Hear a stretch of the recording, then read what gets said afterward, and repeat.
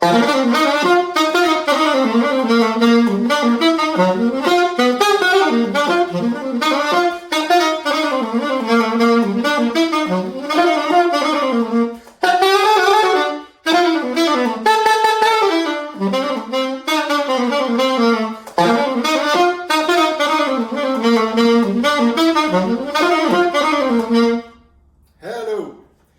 Hi.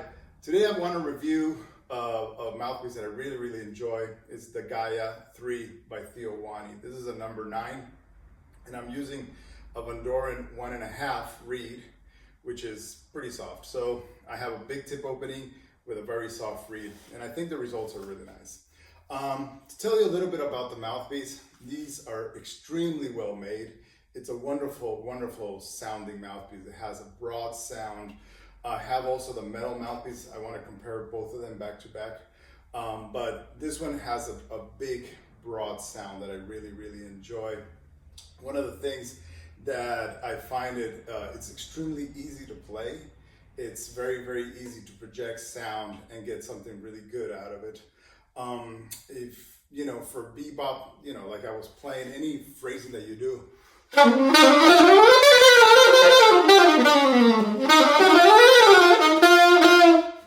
anything comes out really crisp, really nice with a lot of punch, which is something, because of my personality, it fits well. So yeah, I was doing some research about it. It costs a lot of money. These are very expensive mouthpieces, and compared to other mouthpieces that have the same material, they cost a lot more. But I was doing some research, and it turns out that their rubber, the rubber that they use for the mouthpiece, is very good quality. It is the top quality rubber that you can buy, natural rubber that you can buy in the world. So they use premium quality elements. It also, the vulcanization, the part where they compress it so it becomes solid. They take a long time in doing this. So the material itself is super high quality. You can compare it to other mouthpieces like Vandoren or Autolink.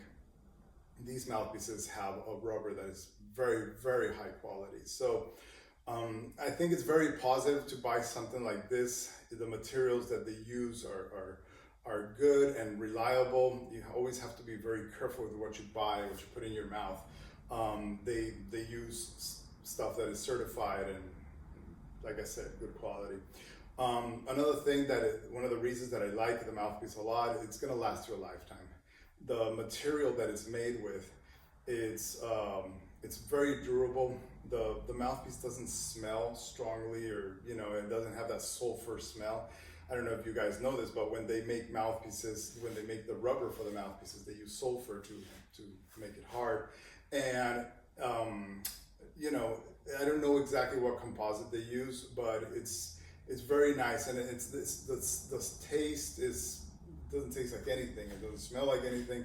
So I like it for that fact. It's also going to last you a long time in the sense that it's not going to brittle, it's not going to crack. I really recommend this mouthpiece to everyone. Like I said, it's really good for like punchy things. I was hoping to have it a little more subtle for the soft tones. One of the things I don't like about the mouthpiece is the fact that when I play very soft, I get a lot of fuzzy sound. At the beginning, I was like, well, maybe it's because I've been playing metal mouthpieces all my life, and I was like used to that metal sound projection, and but I think it doesn't have to do with that. It has to do with actually the design of the mouthpiece. So let's say I play a ballad, we go like.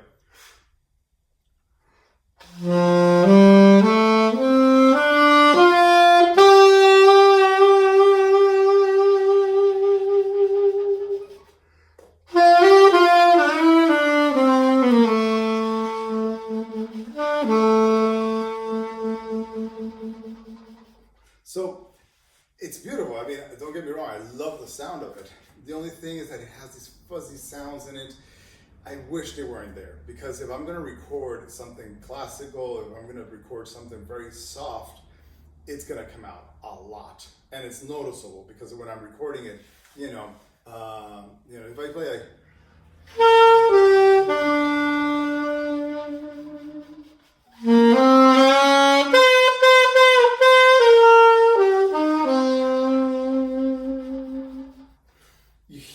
of fuzziness, and that I don't like. So I don't know, maybe they're gonna design something new in the future. This is a Gaia 3. It's not the bright new model. Maybe the new models have a different build inside, but it does have a little bit of noise when I'm playing ballads. Having said that, you know, if I put it, you know, on a balance, the pros are a lot more than the cons, and I can live a little bit. I mean, you know, every time I play, I go like this to get the moisture out, but still it gives me trouble. But it's a cool mouthpiece. I mean, it sounds, you know,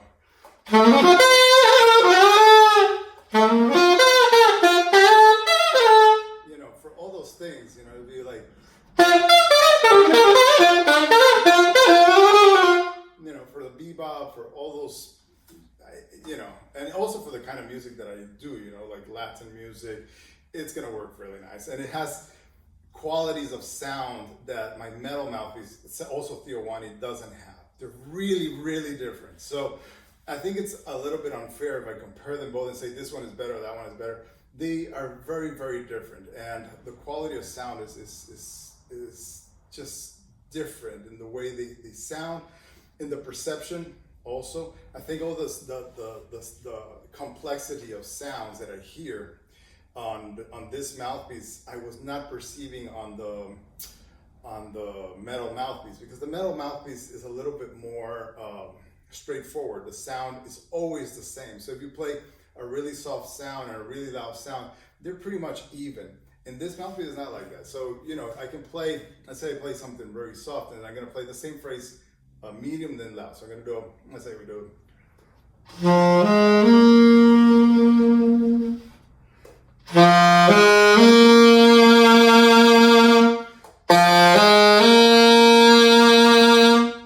So you can see the sound changes from one dynamic to the other, which, you know, in one hand, I just love it because it just gives you all these tone colors that you can use. And the metal mouthpiece doesn't do that. It's more even. The sound doesn't matter what the dynamic is. It's always going to be the same.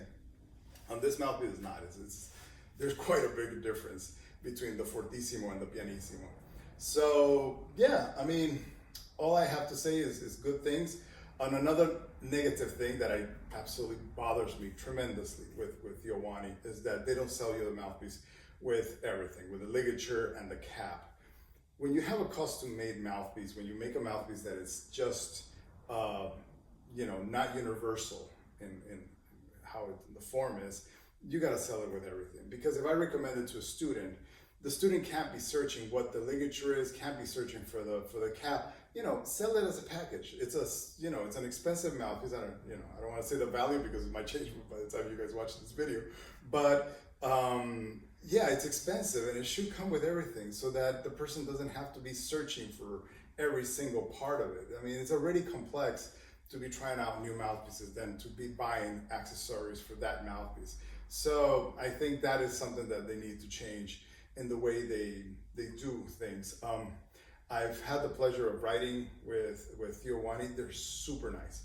The owner or whomever is it that is answering my emails, they're really, really nice. They're really polite. I can be a bit difficult. So they're really, really nice people. So I'm sure if you have any questions or any concerns, they're gonna help you. I bought this mouthpiece not from their website, although they sell them directly, and I think you should do it. But I bought it from this place. It's called the Mighty Quinn Brass and Woodwinds, and I've been buying mouthpieces from them for a while. They're really, really good company in Seattle. I recommend them. They're really, really nice people. Really cool. So yeah, that's what I have to say about this mouthpiece. If you have any questions, any comments, please let me know. You can write it down below. Subscribe, or can continue making videos. Please subscribe. All right, take care. Bye-bye.